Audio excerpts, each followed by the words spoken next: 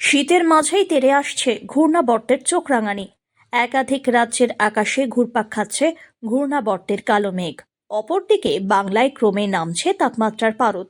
দক্ষিণবঙ্গে আগামী দুদিন আরও তাপমাত্রা পতনের সম্ভাবনা রয়েছে। মঙ্গলবার বুধবার নাগাদ তাপমাত্রা আরও 2 ডিগ্রি কমার সম্ভাবনা রয়েছে। আপাতত শীতের লম্বা স্পেল জারি থাকবে বাংলায়। বড়দিনের আগেই দাপুটে ইনিংস খেলতে শুরু করেছে ঠান্ডা। পশ্চিমের জেলাগুলিতে শীতের কাঁপুনি চলছে। পুরুলিয়া, বাঁকুড়া, ঝাড়গ্রাম, পশ্চিম মেদিনীপুর, পশ্চিম বর্ধমান, বীরভূম জেলার তাপমাত্রা অনেকটাই কমে যেতে পারে চলতি সপ্তাহে। কলকাতায় মূলত পরিষ্কার আকাশ থাকছে। আগামী দুদিনে আরও একটু তাপমাত্রা নামতে পারে। মঙ্গল বুধবার নাগাদ আরও নামবে পারদ। শীতের লম্বা স্পেল জারি থাকছে আগামী শুক্রবার পর্যন্ত। তবে আবহাওয়ার খুব একটা পরিবর্তন এই মুহূর্তে হবে না, এমনটাই জানালেন আলিপুর আবহাওয়া দপ্তরের পূর্বাঞ্চলীয় অধিকর্তা সঞ্জীব বন্দ্যোপাধ্যায়।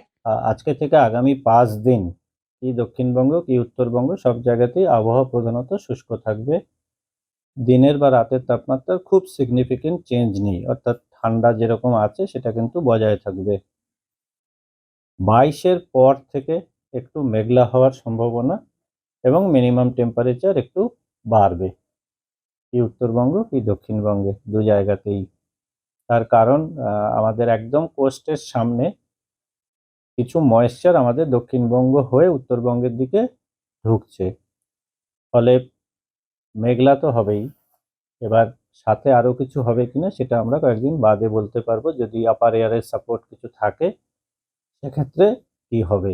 এই মুহূর্তে যেটুকু আছে আগামী 5 দিন কিছু নেই, অর্থাৎ শুষ্ক আবহাওয়া। দিন আর রাতের তাপমাত্রার উল্লেখযোগ্য পরিবর্তন নেই, অর্থাৎ ঠান্ডা বজায় থাকছে। 22 তারিখের পর থেকে মেঘলা হবে আকাশ এবং মিনিমাম টেম্পারেচার ম্যাক্সিমাম টেম্পারেচার দুটোই কিন্তু গ্র্যাজুয়ালি একটু বাড়বে। একটা কথা বলা হচ্ছে কোল্ড প্যাসেজের বিষয়টা কি জম্মু কাশ্মীর থেকে পশ্চিমবঙ্গ অব্দি একটা কোল্ড প্যাসেজ তৈরি হয়েছে? না ওইসব কিছু নয়। মেইন যেটা হচ্ছে যে আমাদের যে পশ্চিমী ঝঞ্ঝা সেটা আমাদের দেশে জম্মু কাশ্মীরে ঢোকে, জম্মু কাশ্মীর দিয়ে ঢোকে, যার জন্য দেখবেন জম্মু কাশ্মীরে বা হিমাচল এইসব জায়গায় যে আমরা স্নোফল যেটা পাই সেটা হচ্ছে ওই পশ্চিমী ঝঞ্ঝার এফেক্টে। এবার পশ্চিমী ঝঞ্ঝা যখনই ঢোকে ওটা তো একটা মানে এক্সট্রা ট্রপিক্যাল সাইক্লোনের শেষ অংশটা যখন আমাদের এসে পৌঁছায়, মানে একটা তখন লো হিসাবে থাকে।